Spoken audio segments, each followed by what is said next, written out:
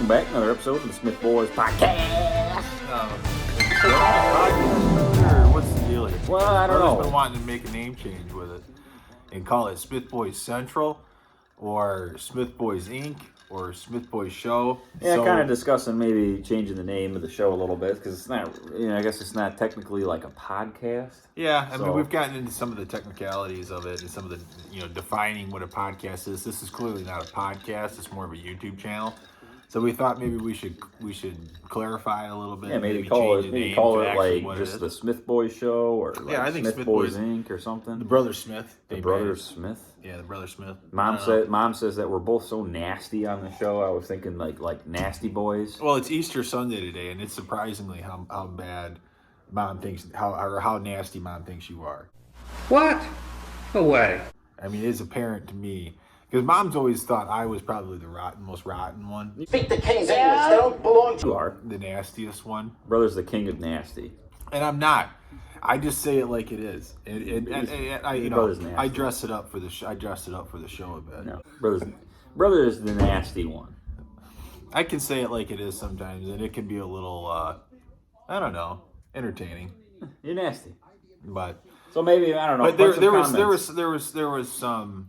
Leave us some comments down there if you think we should change the name of the show. Yeah, there were some, names thrown out for Smith Boys Show, I guess. And Smith so Boys if you Show. have a better name for it, by all means, let us know. I like the Nasty Boys. Something to do with like the Nasty Boys. Yeah. I don't know. But anyways, it's Easter Sunday. The topic of today's show is NFL mock draft. This is 2.0? 2.0. Okay, so we're Detroit Lions edition. Yeah, so we're getting really close to the draft, brother, which is our favorite time of the year. What are we, like 3 weeks out? Yeah, we're 3 weeks out. This is the end of April. We're looking at the 28th, actually. Well, it's the first week of April. Oh, I know, but we're looking the draft at is at the end of April. Yeah. April 28th is when it starts. On Thursday night, round one. Yeah. So this has always been, obviously, like going back to Smith Boys Mock Draft 1.0, this has always been a Smith Boys like Christmas 2.0, really, because you always have Christmas Day, which is which is the greatest. And then the Lions were always shit, so it was kind of like, well, you wait to the draft, and then you wait till they blow it on a I don't know, Mike Williams, a Charles Rogers,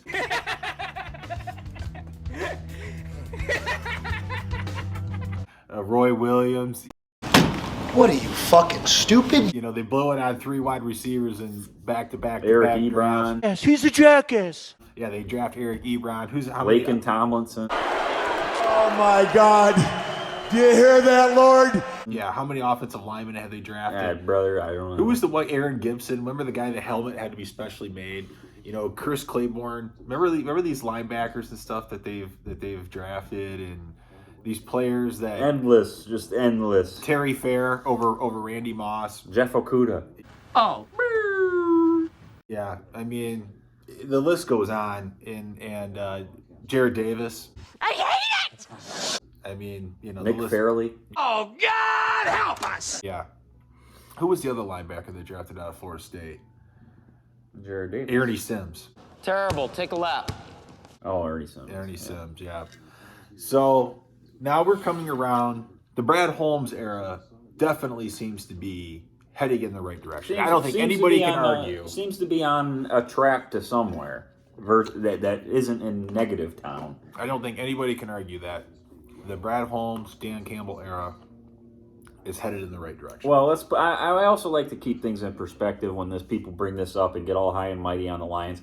They started the season for shit. Yeah, First half of the season, they looked like same old Lions. Were they 1-6? Something like that. First half of the season, they were same old Lions status quo as always. Yeah. And then for some reason, some switch flipped and they ended up winning games. And they lost some really bad football games. Yeah, and I think they went like 8-2 in the final 10 games or something like that.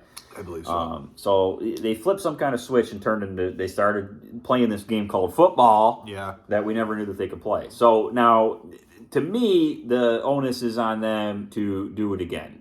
Now, I don't believe in momentum carrying over from one season to the next. I get that they finished strong on an 8-2 run and were on the verge of possibly making the playoffs. But I've seen this movie before. I could very easily see the Lions thinking that they're going to just carry on the momentum the next season and just run the table and have some like 13-4 record and win the division because they're reading their own press clippings and think that they're all that now. You're gonna get and nasty, aren't and I could easily see them going like 6-11. You know, just So you because. really had to get nasty. Well, that's just because that's. You've got to be nasty. No, I got history is on my side of saying that this is. I've seen this movie before. Now, if the onus is on them to live up to the hype now, and Brad Holmes seems to have them on the right track, and that's where we're doing Lions Mock Draft 2.0. So we gave you the 1.0 last time, where I would have had them taking Tyree Wilson at 6. Yeah, I did too. And Trenton Simpson at their second pick at what is it, a 17 or 18? 18, yeah. And So now we get into we have NFL Mock Draft 2.0 that just came out. Which I find this absolutely hilarious. I don't know where these guys come up with this stuff. You know, what is that? Well, what obviously, happened, brother? What did I believe? What's up? well, here's what I don't quite get. Okay. What don't you get? Well, you got Carolina and Houston. They're going quarterback. Of course. Flip a coin on Stroud or Young. Yeah. Okay, so Arizona has the 3rd pick, but they're going to say that Indianapolis is going to trade up One spot. with Arizona, One spot. who's not going to need a quarterback. So are they thinking that Someone somebody else else is is gonna going to trade trade up, up I with believe. Arizona to potentially get that I would pick? believe that is what's So going now on they there. have to trade up one spot. I get that theory, but you got to look behind you. And do you feel Anthony Richardson is that worthy of a guy? He's terrible. He's wretched. He's awful. He's dreadful. He sucks. I'm telling you, right? I do not see that. I don't I see think that he's got either. potential. I think you're trading up for a quarterback just for the sake of getting a quarterback. Yeah, I totally agree. I think you're trading up to get like a huge question mark. Yeah. A huge question mark. he's a project. If you were trading up to get Stroud or Young, I could see it. But up until like the pro days and the combine, Richardson was like a 3rd round draft pick, and so now all of a sudden he's the 3rd overall pick. I mean, like that needs to tell you something. Sorry, You're but drafting him on arm athletic talent, ability and and arm talent. what his ceiling could be. But to me, he's a guy. When I look at him, I see kind of like a I don't know, maybe a poor man's Cam Newton. And he runs a little better than Cam, but probably doesn't throw quite as good. But same skill set, just kind of big, strong, fast, can run and can kind of throw. I see him having a career maybe like what Cam had, like one really great season, a couple good seasons, and then the majority of his seasons being shit, and then just kind of fading into Bolivian, as Mike Tyson would say. I have to say that I am not optimistic as far as like a really stellar career. He could Me have an neither. okay career, but I don't think he's going to be somebody that wins. That's the other thing, too, is Cam Newton won a Heisman and was actually great coming out of college. Anthony Richardson didn't do much shit in college. No, he was like average at best. You know, Cam Newton actually had like things on his record that So he now had done. the Cardinals get to slide back to 4 and take Will Anderson and then pick up additional capital with the trade. Sure.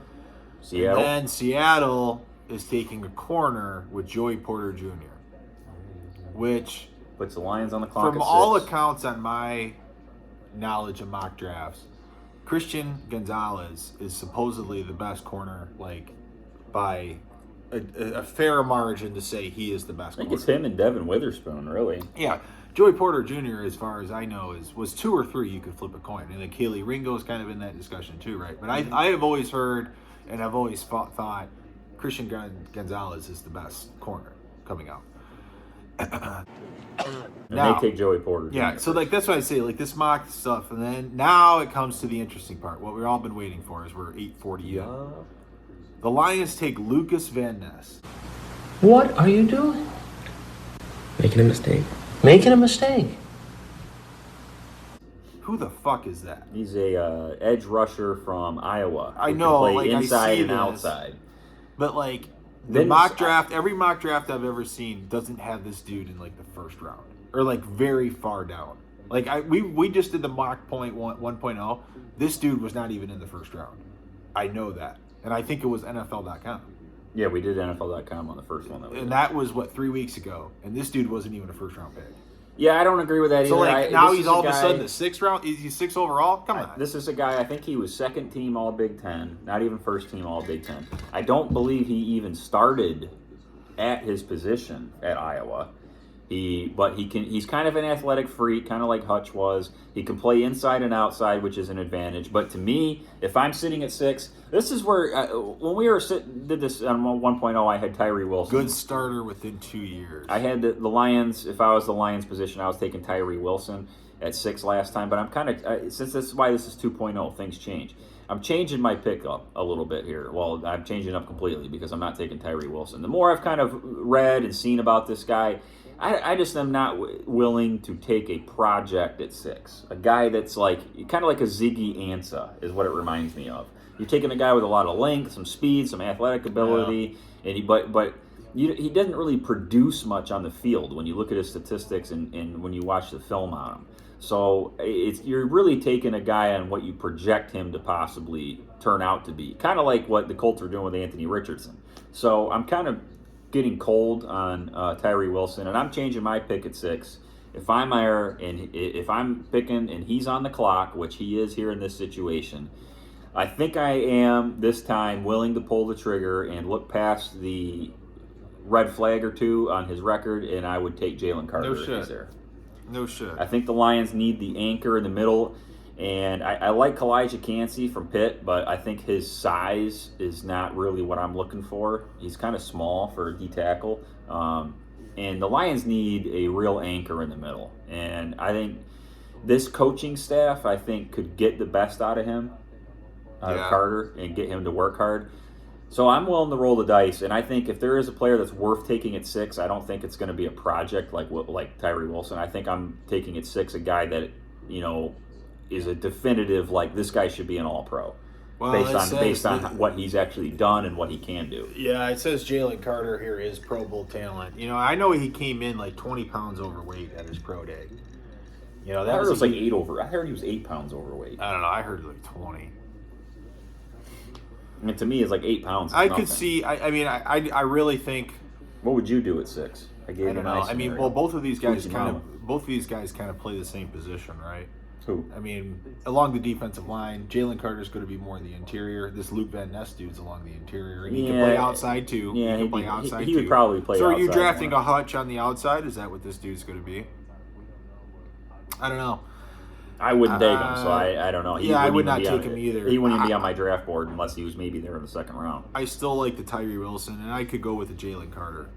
But I really think the Tyree Wilson dude, I watched a lot of film, highlights of him, dude. He's a freak, man. He's an athletic freak. If you can teach him, So he's the Anthony Richardson of defensive ends. I think he's a little bit better, though. He's got more production behind him than Anthony Richardson does in his position to show, true potential. So you're staying with Tyree Yeah, Wilson. I do. I like that pick. I think the dude's a freak. I really do.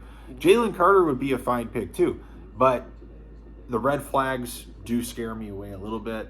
But I also think, when you have these interviews with these players, how much are you really getting the honest truth out of them?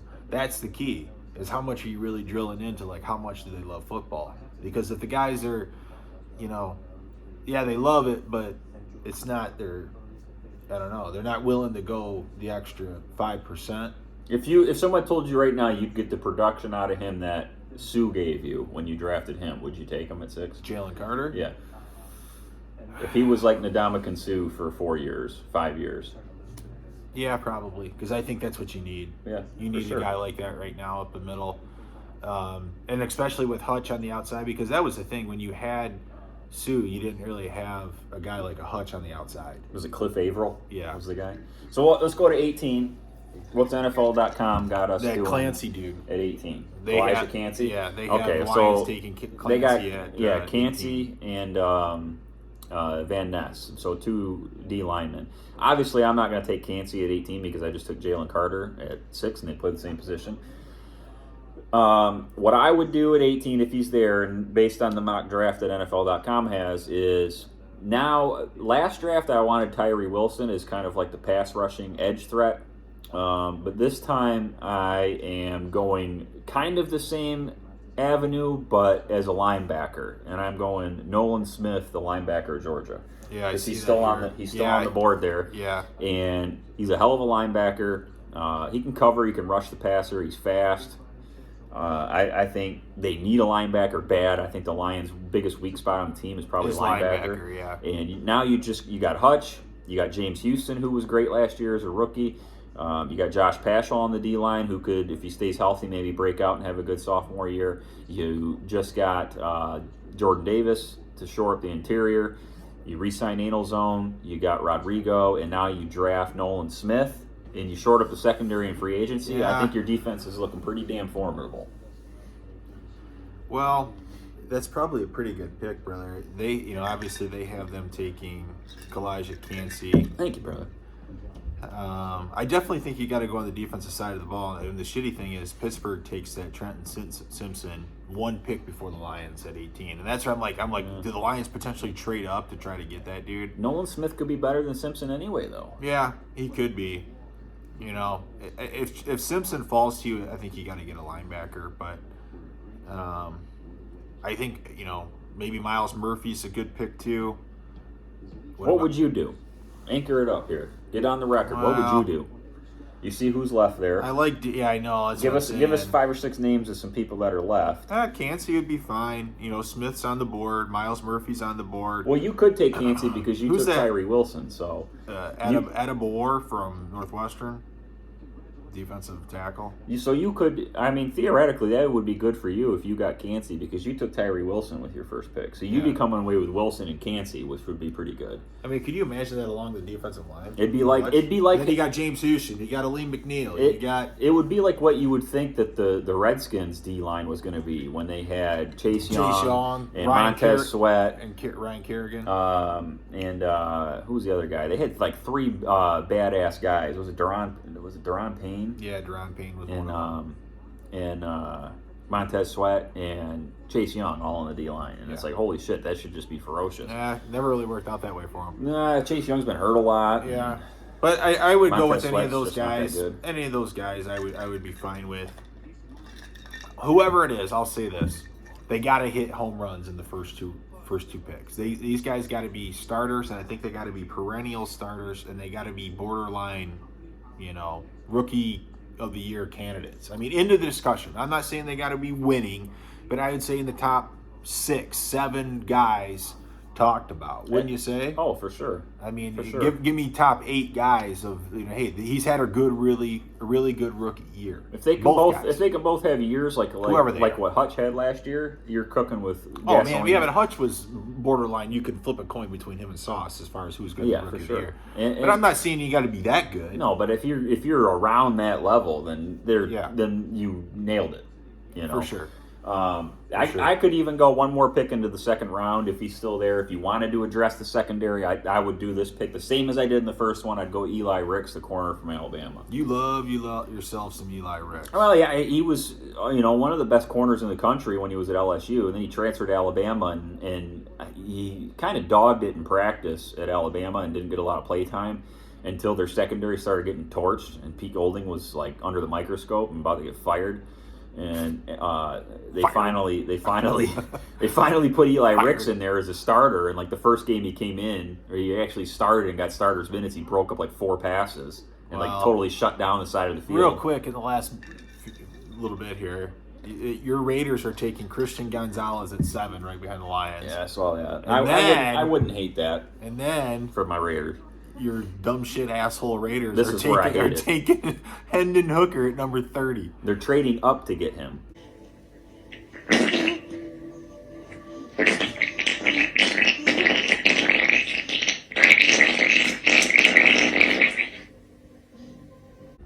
Raiders are is the why biggest dumb shit asshole. This is why like I like the Raiders. They're my Raiders, Horrible. but I also hate them because they're just pathetic. They're like the Lions of the AFC. Horrible. Like if they trade up and draft Hendon Hooker, you can just eat my ass. Forget about it. You just signed Jimmy You G. can just eat my ass. And We should talk about where that came from. Why we say that. Nah, it's nobody can. It's just nasty talk, brother. It's a good story. Well, I guess we'll stick with this until maybe we do a mock draft 3.0, like the week of the draft. Yeah, maybe we get like a couple final. we get a couple weeks down the road, a week out maybe. Yeah. Okay. We'll hit you. We'll hit you again. Until and then. then we'll try to do almost a live You know. Yeah, if we can get up to 50 subscribers to where we can start posting live, we'll do that. Yeah. So like and subscribe. We want at least 50 subscribers. Not asking a whole lot. You ain't got to make us rich and famous on YouTube. All right. We just want 50 subs, so that way we can post live content and we can stream live. Wouldn't that be great? Being able to watch the draft or watch something live with like Uncle Bill and Brandon and Trav or Dad or whatever. That'd be great. Sure. Such good shit. Yeah. All right. We're 11 away. Until then, Smith Boys, See you. out.